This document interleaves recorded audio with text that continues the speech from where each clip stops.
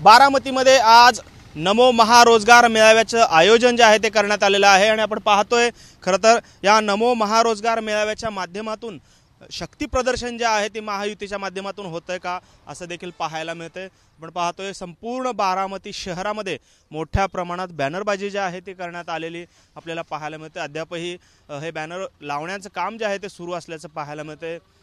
खरं तर मुख्यमंत्री एकनाथ शिंदे असतील, उपमुख्यमंत्री फडणवीस असतील आणि अजित पवार ह्या तिन्ही नेत्यांचे स्वागताचे बॅनर्स जे आहेत ते या ठिकाणी संपूर्ण शहरामध्ये लावण्यात आलेले आहेत। खरं तर शरद पवारांचा बालेकिल्ला असलेला बारामती शहरामध्ये आता पंतप्रधान नरेंद्र मोदी यांच्या नावाने महारोजगार मेळाव्याचं आयोजन जे आहे ते करण्यात आलेलं आहे। खरं तर या महारोजगार मेळाव्यामध्ये जवळपास 200 कंपन्यांच्या माध्यमातून 20,000 पदांची भरती जी आहे ती थेटपणे करण्यात येणार आहे।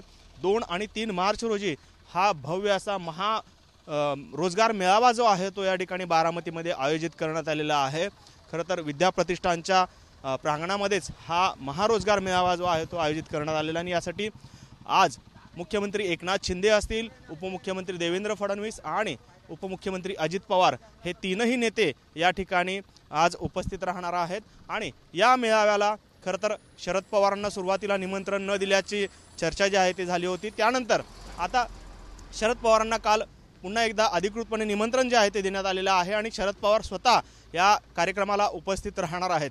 त्यामुळे एकंदरीतच राजकीय वातावरण जे आहे ते या महारोजगार मेळाव्याच्या माध्यमातून ढवळून निघालेलं आपल्याला पाहायला मिळतंय।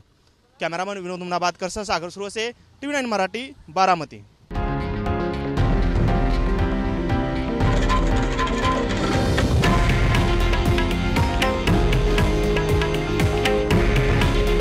हे आहे देशातील नंबर 1 न्यूज नेटवर्क आणि आपण पाहत आहात TV9 मराठी। काळजी तुमची, हित महाराष्ट्राचं।